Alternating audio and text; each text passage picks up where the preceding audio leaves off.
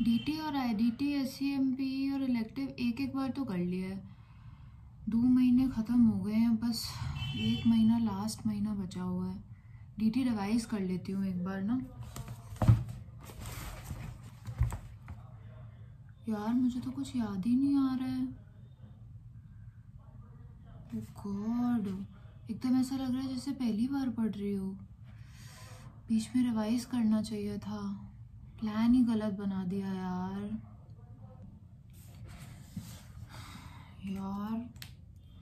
मुझे पेपर पहले सॉल्व कर लेना चाहिए था। लास्ट मंथ में मैं पेपर सॉल्व कर रही हूँ, अब इतनी सारी गलतियाँ पता चल रही है यार। मेरी प्लानिंग इतनी ख़राब थी यार, अब मैं फेल हो जाऊंगी। सो गाइज, अगर हमारा प्लान ही गलत है तो हमें गलत प्लान को फॉलो करके सही रास्ते पे तो नहीं पहुंच सकते हैं ना। हमें कब रिवीजन करनी चाहिए, हमें कब पास पेपर सॉल्व करना चाहिए, हमें कब कौन सा सब्जेक्ट उठाना चाहिए, हमें कौन से सब्जेक्ट के साथ कौन सा सब्जेक्ट उठाना चाहिए, हमें अपने माइंड को ज्यादा कंफ्यूज नहीं करना चाहिए, हमें क्वेश्चंस कब सॉल्व करने चाहिए, बहुत चीजें होती हैं।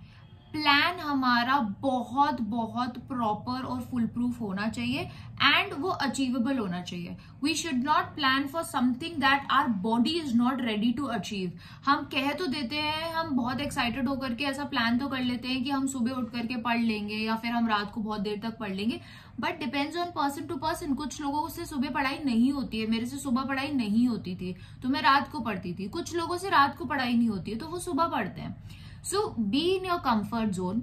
अपने आप को, अपने लिए जो प्लान है उसको जितना ज्यादा इंटरेस्टिंग बना सकते हो ताकि आपका जो फोकस है वो ना टूटे। That is really very important.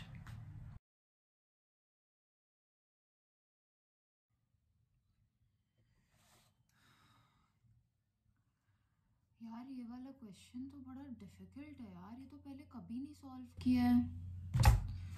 ये वाला कैसे कर पाऊंगी? मार्जिनल कॉस्टिंग का क्वेश्चन है। कॉन्सेप्ट तो मैंने पढ़ा हुआ है, कॉन्सेप्ट तो मेरे को क्लियर है, तो मुझे लगता है क्वेश्चन तो मैं कर लूंगी। फिर कुछ ना कुछ तो कर ही लूंगी एटलीस्ट, क्योंकि कॉन्सेप्ट क्लियर है। भले ही पहले ना सॉल्व किया हो क्वेश्चन, कर सकती हूँ मैं ये। सो गाइज, ये एक सिंपल सा एग्जाम्पल था कि अगर आप अपने कॉन्सेप्ट्स को स्ट्रॉन्ग रखते हो तो चाहे जैसा भी पेपर आ जाए, चाहे जैसा भी क्वेश्चन आ जाए, irrespective of the fact that you have solved that question earlier और not, that doesn't matter. If you know the concept, आप एटलीस्ट 50% क्वेश्चन को सॉल्व कर ले जाओगे। सो इट्स इंपॉर्टेंट कि हमें कॉन्सेप्चुअल क्लैरिटी बहुत ज्यादा अच्छे से होनी चाहिए।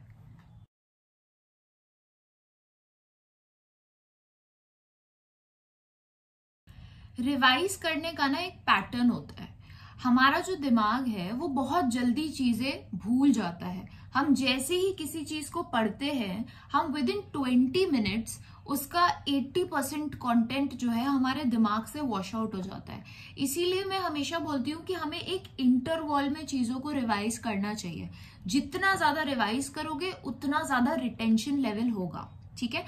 सो अब जब मैंने फर्स्ट टाइम एक सब्जेक्ट पढ़ा, ठीक है, the moment I completed my chapter, that very moment, जैसे ही मैंने उसको कंप्लीट किया, मुझे तुरंत उसको उसी वक्त एक बार फ्लिप थ्रू करके रिवाइज करना चाहिए। या फिर कोचिंग में आपको कोई चैप्टर पढ़ाया गया, जैसी कोचिंग खत्म हुई वो 3 घंटे का खाली आधा घंटा लगा के या 20 मिनट्स लगा के एक बार फ्लिप करके पेजेस उसी वक्त रिवाइज कर लो। ठीक है, या फिर घर जाते ही रिवाइज कर लो। उसके बाद आप उसको विद इन 24 आवर्स एक बार और फ्लिप थ्रू कर लो। ठीक है, फ्रीक्वेंसी भले थोड़ी ज्यादा होती है बट रिटेंशन लेवल उससे आपका बहुत बेटर हो जाता है। देन आफ्टर 24 आवर्स आप उसको विद इन 7 डेज या विद इन अ वीक एक बार उठा लो और एक बार वापस से फ्लिप थ्रू करके उसको रिवाइज कर लो। उसके बाद आप उसको विद इन अ मंथ एक बार उठाओगे और रिवाइज करोगे, तब आप you will be in a position that you will think कि हाँ भाई, I am aware about this chapter, I know something about this chapter. Otherwise if you think कि भाई अगर आपने अभी पढ़ा है और आप 2 महीने बाद या 1 महीने बाद स्ट्रेट अवे उठाओगे और आपको याद रहेगा, तो कोई भी इतना मेंटली अच्छा रिटेंशन लेवल लेके नहीं पैदा हुआ है कि हमें हर चीज याद रहे 1 महीने के बाद। ठीक है, तो वो multiple revisions frequency of revisions बहुत ज्यादा मैटर करती है।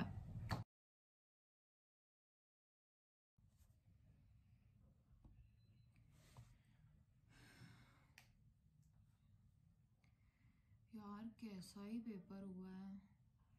अगर मैं पेपर नहीं देती तो मुझे मेरी गलतियां ही नहीं पता चलती।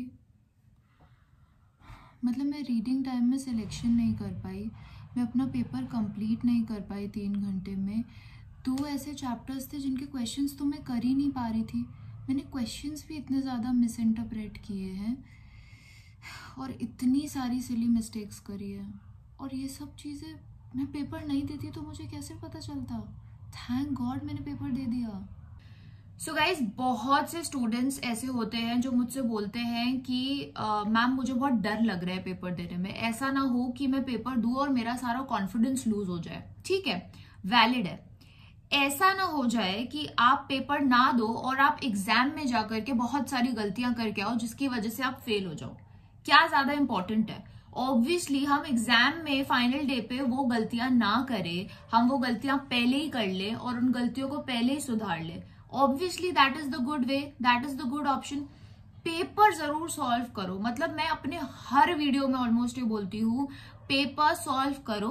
और ये मत करना कि हम लास्ट मंथ में जाके पेपर सॉल्व कर रहे हैं। हमने जैसे ही अपनी एक लर्निंग या एक रिविजन कंप्लीट करा एक सब्जेक्ट का, we should solve a paper. At least 2 से 3 पेपर्स हमें सॉल्व करने चाहिए। बहुत चीजें पता चलती है, ट्रस्ट में बहुत चीजें पता चलती है। मतलब आप अपने आप को 20 to 30 मार्क्स एक्स्ट्रा स्कोर करवा सकते हो अगर आप प्रॉपरली पेपर सॉल्व करके आप देखते हो कि हम यहाँ गलत जा रहे हैं। इवैल्यूएट भी तो करना होता है ना यार, कि हम कहाँ स्टैंड कर रहे हैं आज, हमें कौन से चैप्टर्स में दिक्कत आ रही है, हमें थ्योरी में दिक्कत आ रही है, हमें प्रैक्टिकल में दिक्कत आ रही है, हमें स्पीड में दिक्कत आ रही है, हमें प्रेजेंटेशन में दिक्कत आ रही है, कहाँ प्रॉब्लम आ रही है। Very very important.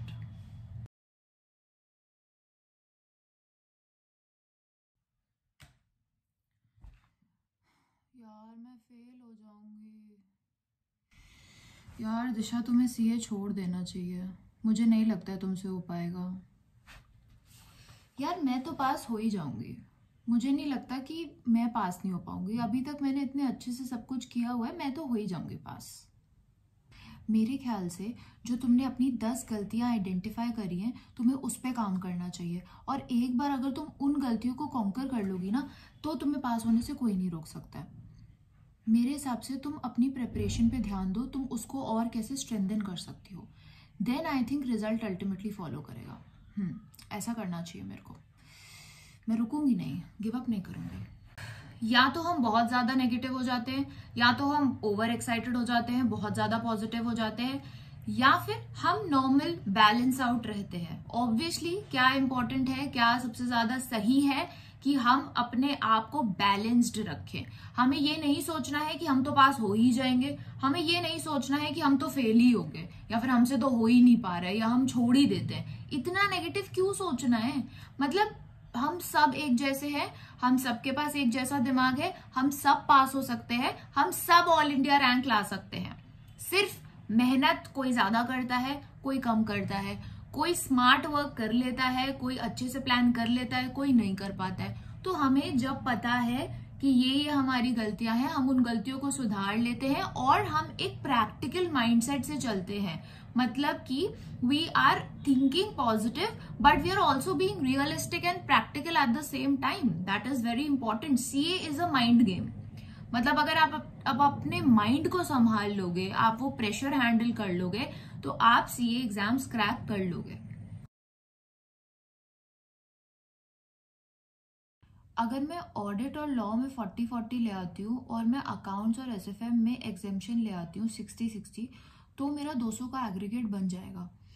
क्योंकि ऑडिट और लॉ मुझे वैसे भी कोई ज़्यादा पसंद नहीं है थ्योरी सब्जेक्ट्स, तो इसीलिए उसमें तो आई थिंक 40 आ जाए बहुत सही हो जाएगा।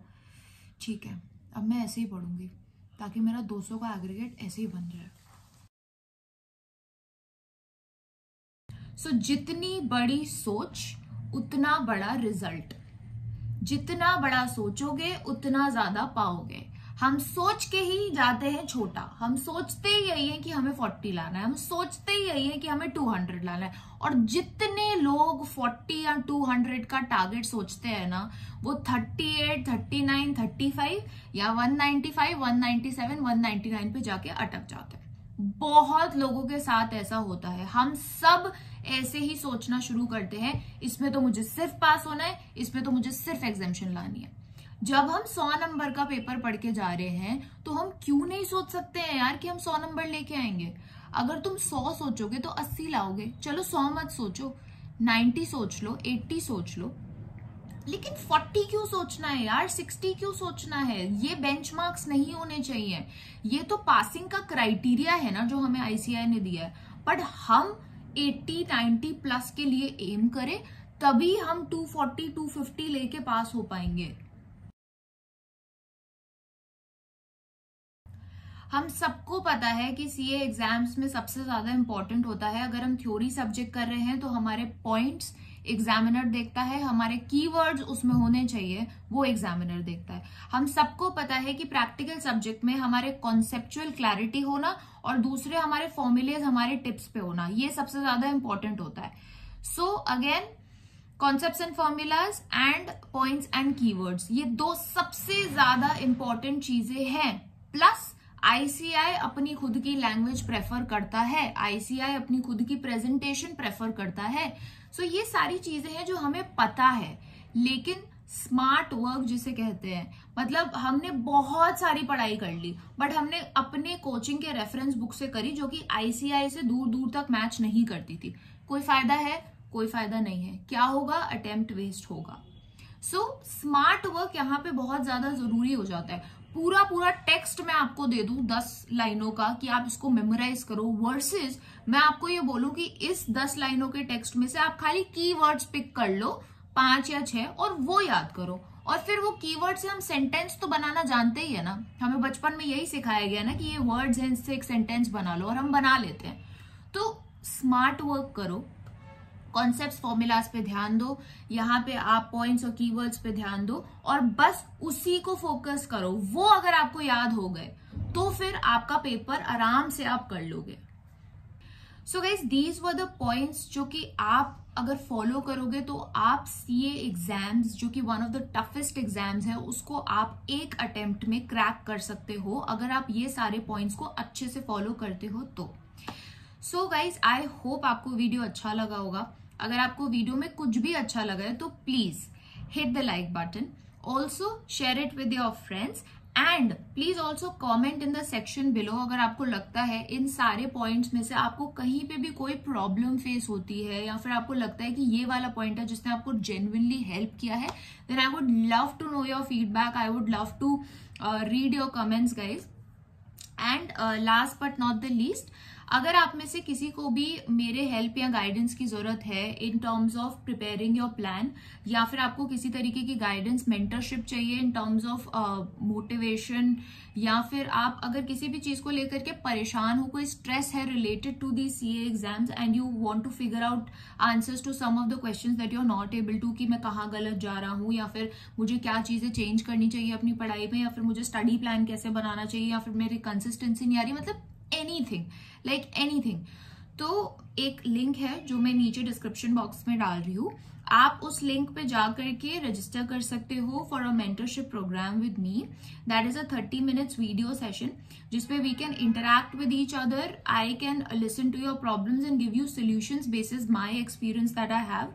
सो I have been interacting with a lot of CA students and I have actually tried to make a lot of difference in the curriculum that they are following, and I'm sure I will be able to make that difference in your life as well.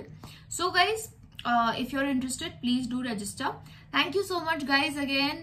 Don't forget to subscribe to the channel if you are a new person, and also मुझे Instagram पे follow कर लेना. Stress Busters by CA Disha is the handle. Also मैं उसका भी description box में डाल रही हूँ. So guys, thank you so much. Bye bye. Take care. Have a great day.